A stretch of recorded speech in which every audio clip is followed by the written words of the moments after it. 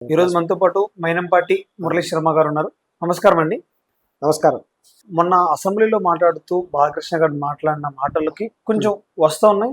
కానీ ఇటు టీడీపీ కానీ జనసేన నుంచి తక్కువ కానీ ఇటు వైసీపీ నుంచి ఎక్కువగా వస్తుంది. ట్రోల్స్ ఎక్కువ అవుతుంది. సో దీని మీద మీరేం చెప్తారండి?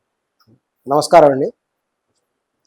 ఇటీవల మనం గమనించాము, బాలకృష్ణ గారు ఒక సెన్సేషనల్ వ్యాఖ్యలు కూడా చేశారు. ఇది ఎందుకు వచ్చిందంటే, బీజేపీ ఎమ్మెల్యే అయినటువంటి కామినేని గారు ఒక మాట చెప్తూ ఈ విషయంలోకి వచ్చారు, ఇన్వాల్వ్ అయ్యారు. ఇదివరకు జగన్మోహన్ రెడ్డి గారి ప్రభుత్వం ఉన్నప్పుడు సినిమా ఇండస్ట్రీ చెందినటువంటి ప్రముఖులు చర్చలకు పిలిచారు.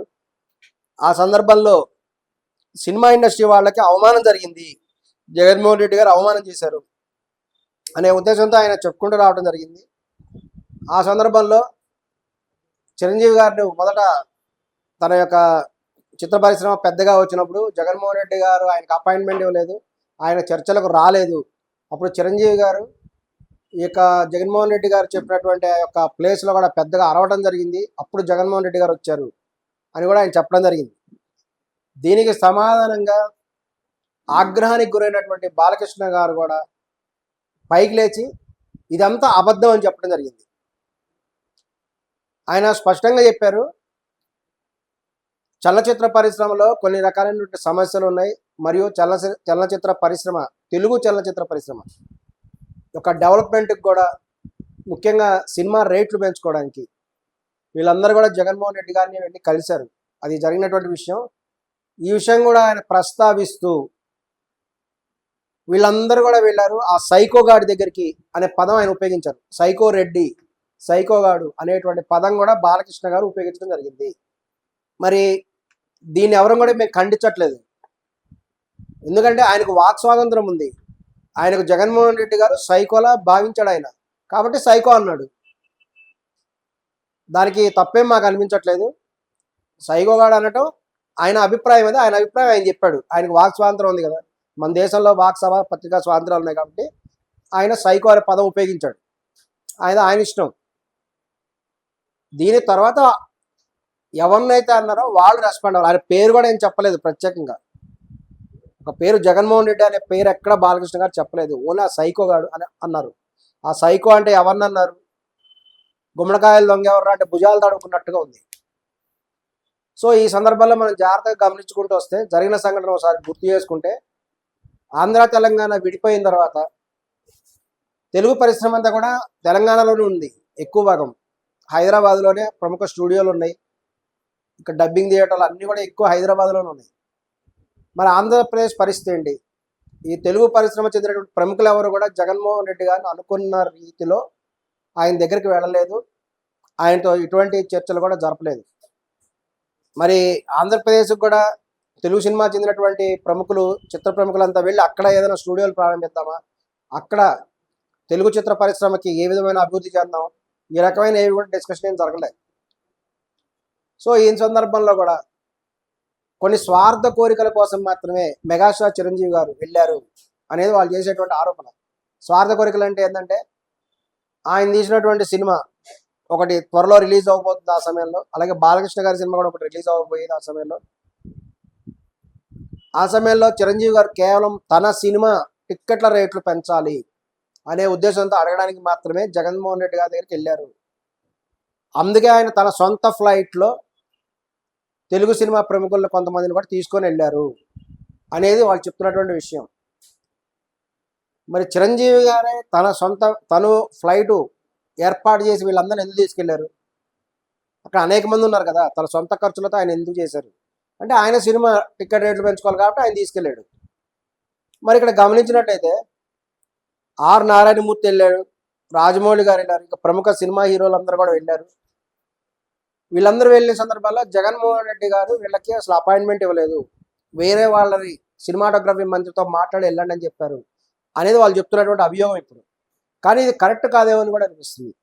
ఎందుకంటే ఆ సమయంలో ముఖ్యమంత్రి జగన్మోహన్ రెడ్డి గారు ఆయన ఒక ముఖ్యమంత్రి స్థాయిలో ఉన్నారు కాబట్టి ఒక తెలుగు చలనచిత్ర పరిశ్రమ తీసుకొని వీళ్ళందరూ ఒక గ్రూప్ ఆఫ్ పీపుల్ వచ్చారు. మరి వీళ్ళందరూ వచ్చినప్పుడు ప్రోటోకాల్ సిస్టమ్ ప్రకారం ముందే అదంతా కూడా అరేంజ్మెంట్ జరిగి ఉంటుంది. వాళ్ళకి అపాయింట్మెంట్ ఫిక్స్ చేస్తారు, ముఖ్యమంత్రి స్థాయిలో ఏంటంటే అపాయింట్మెంట్ ఫిక్స్ అవుతుంది, బలాన్ రోజు బలాన్ సమయంలో బలానా తెలుగు చిత్ర పరిశ్రమ చెందినటువంటి వాళ్ళతో మీటింగు అని ముందే కూడా అరేంజ్మెంట్ అయిపోతుంది, ముందే ఫిక్స్ అవుతుంది. ఫిక్స్ అవ్వకుండానే వీళ్ళు వెళ్ళారా అనేది చిరంజీవి గారు చెప్పాలి. వీళ్ళు చెప్పిన దాని ప్రకారం ఏంటంటే జగన్మోహన్ రెడ్డి గారు ఒప్పుకుంటే ఆయన వస్తారు కదా ఖచ్చితంగా. మరి ఆయన రాలేదు, సినిమాటోగ్రఫీతో మాట్లాడండి అని చెప్పారు. ఆ సమయంలో మెగాస్టార్ చిరంజీవి గారు పెద్దగా అరిచారు, అక్కడ గోల్ చేశారు అని చెప్పడం అనేది వాస్తవం కనిపించట్లేదు. ఎందుకంటే వీళ్ళందరూ కూడా వీళ్ళ వాహనాల గేటు దగ్గర అవి నడుచుకుంటూ వెళ్ళారు లోపలికి. ఎందుకంటే చీఫ్ మినిస్టర్ స్థాయిలో కొన్ని ప్రోటోకాల్ సిస్టమ్ ఉంటుంది. చిరంజీవి గారు కానీ ఏ హీరో కానీ ఎవరైనా సరే సీఎం ఆఫీస్ లోపలికి వెళ్ళి పెద్దగా అరుస్తూ ఉంటే ఊరుకుంటారు ఎవరైనా? ఎంతో Z+ సెక్యూరిటీ ఉంటుంది, వాళ్ళు ఇమీడియట్గా పట్టుకొని లోపలేస్తారు. చిరంజీవి అవని ఇంకెవరైనా అని ఈయన సీఎం ఆఫీస్లో పెద్దగా అరిచాడు, గోల్ చేశాడు, అప్పుడు జగన్మోహన్ రెడ్డి వచ్చారనేది వాస్తవంలో కనిపించట్లేదు. సో ఈ ఆరోపణ అనేది సరైనది భావించట్లేదు. సరే, తర్వాత ఏం జరిగింది అనేటువంటి తర్వాత వీడియోలు కూడా వచ్చినాయి. వీళ్ళందరూ లోపలికి వెళ్ళినప్పుడు జగన్మోహన్ రెడ్డి గారు కుర్చీలో కూర్చున్నారు. మెగాస్టార్ చిరంజీవి గారు నమస్కారం నమస్కారం నమస్కారం అని ఇట్లా 10 సార్లు నమస్కారం పెట్టడం కూడా వీడియో రికార్డ్స్ అన్నీ వచ్చినాయి. మరి అక్కడ ఏం జరగలేదు అని ఆర్ నారాయణమూర్తి గారు చెప్తున్నారు. జగన్మోహన్ రెడ్డి గారు ప్రీతంగా గౌరవం ఇచ్చారు తెలుగు చిత్ర పరిశ్రమ ప్రముఖులందరికీ అని చెప్పారు. మరి ఆ సమయంలో పవన్ కళ్యాణ్ గారు, ఇది గడిచినటువంటి కాలంలో పవన్ కళ్యాణ్ గారు చిరంజీవి గారు 10 సార్లు నమస్కారం పెట్టడం మీద ఎందుకు సీరియస్ అయ్యాడు? అప్పుడు పవన్ కళ్యాణ్ గారు కూడా చాలా సీరియస్ అవ్వడం జరిగింది. అన్నిసార్లు నమస్కారాలు పెట్టాల్సిన అవసరం ఏంటి? అన్నిసార్లు కాళ్ళు మొక్కాల్సిన అవసరం ఏంటి? కాళ్ళు మొక్కినట్టుగా చేతులు మొక్కాడు చిరంజీవి జగన్మోహన్ రెడ్డికి అని పవన్ కళ్యాణ్ గారు ఫుల్ ఫైర్ అయ్యారు ఆ టైంలో. అంత అవసరం లేదు, మరీ అంత కాళ్ళు పట్టుకోవాల్సిన అవసరం లేదు, అన్నిసార్లు నమస్కారం అదంతా వీడియోలు కూడా బయటకు వచ్చిన ఆ టైంలో. పవన్ కళ్యాణ్ గారు ఫుల్ ఫైర్ అయ్యారు అప్పుడు. అన్నిసార్లు మా అన్నయ్య చేత నమస్కారం పెట్టించుకుంటాడా వైఎస్ జగన్మోహన్ రెడ్డి అని పవన్ కళ్యాణ్ గారు అప్పుడు ఆయన దీని మీద కూడా వీడియో రిలీజ్ చేయడం జరిగింది. దీన్ని తీవ్రంగా ఖండించారు. కానీ మెగాస్టార్ చిరంజీవి గారు అప్పుడు ఏమందంటే, నాకు ఇట్లా నమస్కారాలు పెట్టడం అనేది జస్ట్ ఒక అలవాటు, దాని ప్రకారం చేశా, కానీ నిజంగా అక్కడ ఏం జరగలేదని ఆయన వివరణ ఇచ్చుకున్నారు. ఏమైనా అప్పట్లో ఈ విషయం సెన్సేషన్ అయింది. చిరంజీవి గారి చేత వైఎస్ జగన్మోహన్ రెడ్డి గారు కాళ్ళు ముక్కించుకోబోయినా పెద్ద ఆయన కాబట్టి కాళ్ళు పట్టుకున్నట్టుగా భావించి చేతులకే నమస్కారం పెట్టించాడు అనేటువంటిది అప్పట్లో సెన్సేషన్ న్యూస్ కూడా అయింది. దాని తర్వాత పవన్ కళ్యాణ్ గారు కూడా ఇంకెప్పుడు కూడా జగన్మోహన్ రెడ్డి గారిని టికెట్ రేటు పెంచమని అడగలేదు. ఆయన టికెట్లకు కూడా పోయినసారి ఎలక్షన్ ప్రచార సమయంలో పవన్ కళ్యాణ్ గారు చెప్పారు, కేవలం 10 రూపాయలతోటి పవన్ కళ్యాణ్ సినిమా చూడొచ్చు అనేటువంటి ఉద్దేశం కూడా ఆంధ్రప్రదేశ్లో ఉంది, ఆయన చెప్పడం జరిగింది. తర్వాత ఈయన ఎలక్షన్లో వైఎస్ జగన్మోహన్ రెడ్డి గారు ఓడిపోవడం, కూటమి ప్రభుత్వం వచ్చిన తర్వాత ఇక పవన్ కళ్యాణ్ గారు అన్ని రేట్లు పెంచుకున్నారు, ఆయన సినిమాలన్నింటి రేట్లు పెంచుకున్నారు, బాగా నిర్మాతకు లాభం వచ్చేటువంటి విధంగా కూడా చేశారు. సో ఇక్కడ ఈ అంశం మొత్తం కూడా చూస్తే ఏంటంటే, చిరంజీవి గారు కేవలం ఒక లెటర్ మాత్రమే రిలీజ్ చేశారు. లెటర్లో ఏం చెప్పారంటే, తాను ఒక ముఖ్యమంత్రిని మరియు ఒక సామాన్యుడిని ఒకేలా చూస్తాను అంటే చెప్పడం జరిగింది. దీన్ని తీవ్రంగా ఖండిస్తున్నాం.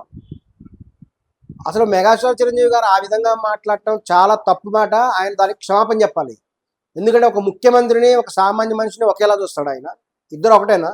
ఒక ముఖ్యమంత్రి స్థాయి వ్యక్తికి ఒక ప్రోటోకాల్ ఉంటుంది. వాళ్ళు రోడ్డు మీద వెళ్ళినప్పుడైనా ఎక్కడికి వెళ్ళినప్పుడైనా అనేక వెహికల్స్ వెళ్ళటం ఒక ప్రోటోకాల్ సిస్టమ్ ఉంది. ముఖ్యమంత్రి అనేది ఒక గౌరవనీయమైన స్థానం. అది ఒక రోడ్డు మీద మామూలు వ్యక్తికి మామూలు స్థానం ఉంటుంది. ఇద్దరిని ఒకేలా ఎలా చూస్తారు? ఒకేలా ఎలా అవుతారు? ఒక హాస్పిటల్లో డాక్టరు, అక్కడ ఉండే ప్యూన్, ఇద్దరు ఒకటే ఎలా అవుతారు? డిజిగ్నేషన్స్ మారవా? ఇద్దరు ఒకేలా చూస్తాను అనటంలో ఆయన ఉద్దేశం ఏంది? వైఎస్ జగన్మోహన్ రెడ్డి గారు ఆఫ్టర్ ఆల్ ఒక మామూలు మనిషి అనేటువంటి ఉద్దేశంతో ఆయన లెటర్ విడుదల చేశారు. దీన్ని కూడా తీవ్రంగా ఖండిస్తున్నాము. దీని మీద కూడా తర్వాత వైఎస్ఆర్ కాంగ్రెస్ పార్టీ వాళ్ళ కార్యకర్తలు అయితేనేమి, ప్రముఖ లీడర్లు అయితేనేమి బాలకృష్ణ గారిని తీవ్రంగా కూడా ఖండించారు. వాళ్ళ సమాధానం కూడా వాళ్ళు చెప్తారు. వాళ్ళు ఏంటంటే, బాలకృష్ణ గారికి మెంటల్ సర్టిఫికేట్ ఉంది, అందువల్ల ఆయన అలా మాట్లాడారని వీళ్ళు కామెంట్స్ చేయడం జరిగింది. వాస్తవానికి బాలకృష్ణ గారు ఎప్పుడు కూడా ఒక సింహం లాంటి వాడు. ఆయన ఎవరిని తన సపోర్ట్గా తీసుకెళ్ళినట్టు కూడా ఎక్కడ లేదు. ఈవెన్ బసవతారకం క్యాన్సర్ హాస్పిటల్ ఉంటే బాలకృష్ణ గారికి ఆయన అనేకసార్లు అమెరికా వెళ్ళారు. అమెరికాలో తాను విడిగా వెళ్ళి అక్కడ కొంత ఫండ్ కలెక్ట్ చేసుకుని వచ్చాడు. తను స్వయంగా వెళ్ళాడు ఆయన. అలాగే తన టికెట్ రేట్లు పెంచుకోవడం విషయంలో స్వయంగా కూడా జగన్మోహన్ రెడ్డి గారిని కలిసి తన సినిమా టికెట్ రేటు పెంచమని కోరాడు. జగన్మోహన్ రెడ్డి గారు పెంచారు కూడా. బాలకృష్ణ గారి సినిమాలకి రేట్లు పెంచడం జరిగింది. చిరంజీవి గారు వచ్చి నా వల్లనే చిరంజీవి గారి వల్లనే బాలకృష్ణ గారి సినిమా రేట్లు పెంచారు అని ఆయన అనడం నిజంగా తప్పేది. బాలకృష్ణ గారికి కోపం రావడంలో న్యాయం ఉంది. ఎందుకంటే వైఎస్ జగన్మోహన్ రెడ్డి గారు బాలకృష్ణ గారికి అభిమాని. ఇక్కడ సమరసింహారెడ్డి ఇంకా అనేక సినిమాల టైంలో తాను బాలకృష్ణ గారికి వీరాభిమానాన్ని జగన్మోహన్ రెడ్డి గారు అనేక సందర్భాలు చెప్పడం జరిగింది. అటువంటి ఆయన ముఖ్యమంత్రిగా ఉన్నప్పుడు తన అభిమాన హీరో సినిమాకి టికెట్లు రేట్లు పెంచకుండా ఎలా ఉంటాడు ఆయన పెంచారు. వాళ్ళ మధ్య ఉండే అభిమానం అది పార్టీలకు సంబంధం లేదు.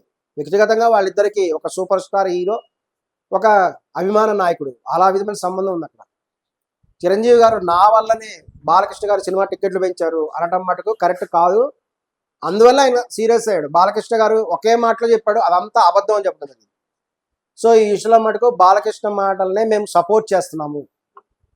ఏమైనా మెగాస్టార్ చిరంజీవి గారు ఇక్కడికి వచ్చిన తర్వాత వీళ్ళందరూ కూడా కలిసి ప్రముఖంగా ఈ యొక్క ప్రకటన కూడా విడుదల చేయటం కూడా కాదు, స్పష్టంగా వీడియో పెట్టి జరిగింది ఏంటో కూడా చెప్తే బాగుంటుంది. అప్పటిదాకా కూడా మనం వేచి చూద్దాం. దాన్ని బట్టి తదుపరి చర్యలు కూడా తీసుకుంటాం. నమస్కారం.